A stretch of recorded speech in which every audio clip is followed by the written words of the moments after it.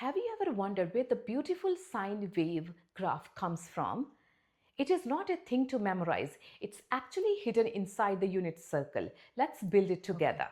So, we know that this is a unit circle, and if this is a unit circle, we know that these coordinates are always cos theta and sine theta.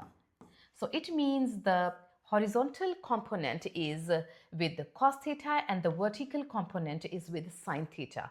So today we will be focusing on this vertical component. So as you can see, sine theta is 0 here. So at this point it's going to be 0. It means my graph will start at 0. So as you can see, the point is moving towards the higher angle, the vertical side is increasing. Let's start building our vertical lines. And also at pi by 2, the height is at its max. So it means at pi over 2, I've got my max point. So this is my max point. As we will move towards 180 degrees, as you can see, the vertical component it's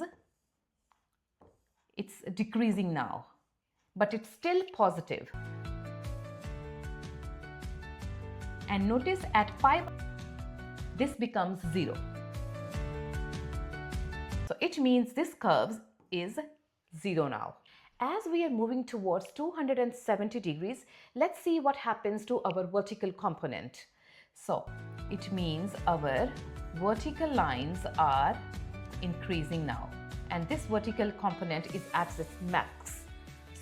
But we are in the negative zone because we are below the x-axis. So we will move towards the negative zone, but we're still increasing here. So we're at the 0. Okay, let's start building up the vertical components. And at 3 pi by 2, it's at its max. So I'll draw the max first. As we move from 270 to 360 degrees, let's see what happens to the vertical side. So it means our horizontal component is decreasing and eventually this becomes 0. So let's draw it. So we'll start decreasing it now. Okay, now, so from here, let's sketch it. So this is our sine graph. This is simply the picture of vertical motion of a point. So this is our sine curve. As you can see, the period of the sine function is from 0 to 2 pi, and the max point is 1 and the minimum point is -1. It will keep repeating its cycle on and on. Sine function is the vertical component. It's positive above x-axis and it's negative below x-axis.